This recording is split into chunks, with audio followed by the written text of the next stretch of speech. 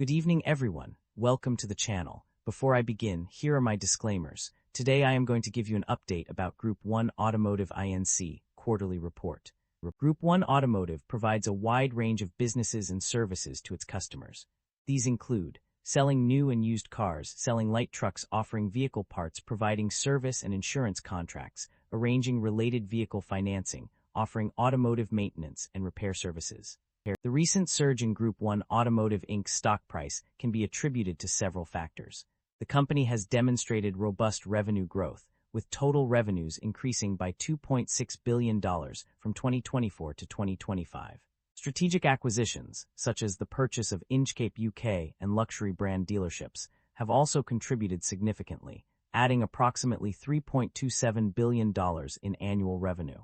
Additionally, record performance in key segments like used vehicles, aftersales, and finance and insurance has boosted the company's financials. Furthermore, share repurchase programs have reduced outstanding shares, potentially increasing stock value. Analyst sentiment remains positive, with a moderate buy consensus rating and an average price target suggesting further upside potential. These factors collectively contributed to Group 1 Automotive Inc.'s stock price increase of over 7.44% in the past year. The primary drivers of revenue growth or decline are multifaceted. On the growth side, new vehicle retail sales, used vehicle retail sales, parts and service sales, and finance and insurance (F&I) net sales contribute significantly to revenue increases.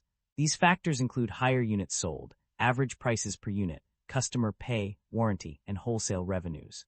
Conversely, revenue decline drivers are primarily driven by decreases in new vehicle retail sales due to lower demand or market conditions, as well as used vehicle wholesale sales declines resulting from gross profit per unit sold and tariffs on imported vehicles. Notably, the UK segment outpaced the US segment in certain areas, while total revenues experienced significant growth over the past year. However, external factors such as tariffs, trade policies, and global or domestic recession pose potential risks to revenue growth. Net income and profit margins decline. A summary of key changes: the company's net income and profit margins experienced a significant decline between Q3 2024 and Q3 2025. Net income decreased by $104.3 million quarter-over-quarter, (QoQ), and $121.7 million year-over-year, (YoY), dropping from $117.3 million to $13 million in the same period. Profit margins also suffered, with gross profit margin decreasing from 16.4% to 15.9% QoQ, and from 16.6% to 16.3%. Operating profit margin plummeted from 4.5% to 1.8% QoQ, and from 5% to 3.7% YoY.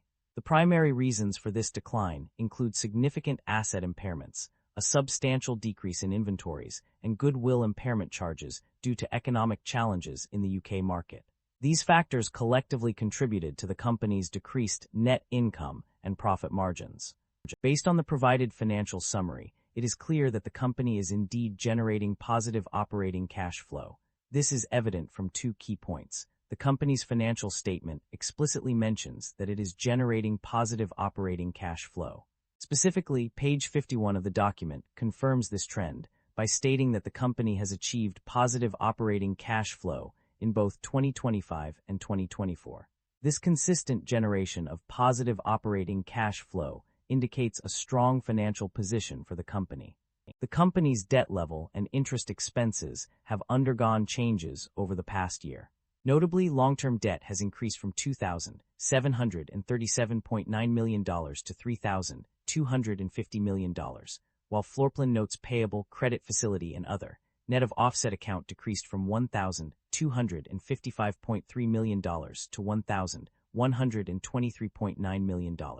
However, total U.S. credit facilities saw a significant decrease by $1.04 billion. In terms of interest expenses, the company reported an increase in cash paid for interest, but no clear indication of a significant change in interest expenses for the year-to-date period. The 3-month interest expense was $71.7 million, while the 9-month interest expense was $207.4 million. Interestingly, interest expenses actually decreased from $212.2 million to $169.7 million over the past year. Management is optimistic about the company's outlook, citing strong demand for new vehicles. They are shifting their focus to higher-margin service business by reducing smaller collision center footprints and investing in technician recruitment and retention. The company expects sufficient cash flows to meet its financial obligations, including debt repayment and working capital requirements, with no anticipated liquidity constraints or issues with debt covenants. The company's financial summary highlights significant acquisitions and divestitures over the past 2 years. Acquisitions include a net cash outlay of $659.1 million in 2025, with an additional $1.2 billion spent in 2024. These investments were largely related to floorplan notes payable, totaling $51.2 million in 2025 and $50.3 million in 2024. On the other hand, divestitures include the termination of franchise agreements for 10 JLR dealerships in the UK, effective August 2027. The company also reported a net cash outlay of $659.1 million in 2025 and $1.2 billion in 2024 related to investing activities.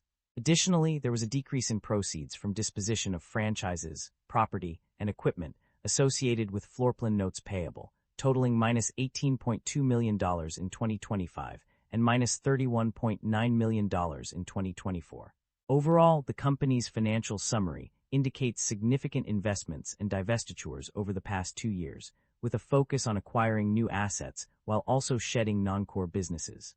The company has a history of returning value to its shareholders through both dividend payments and share buybacks. In recent years, the company paid out significant amounts for dividends, totaling -$19.5 million in 2025 and -$19 million in 2024. Additionally, the company has also engaged in substantial share buyback programs, with a total cost of $249.8 million in 2025 and $129.6 million in 2024. That concludes the financial summary for Group 1 Automotive Inc. Feel free to comment below, and I will be happy to answer them when possible.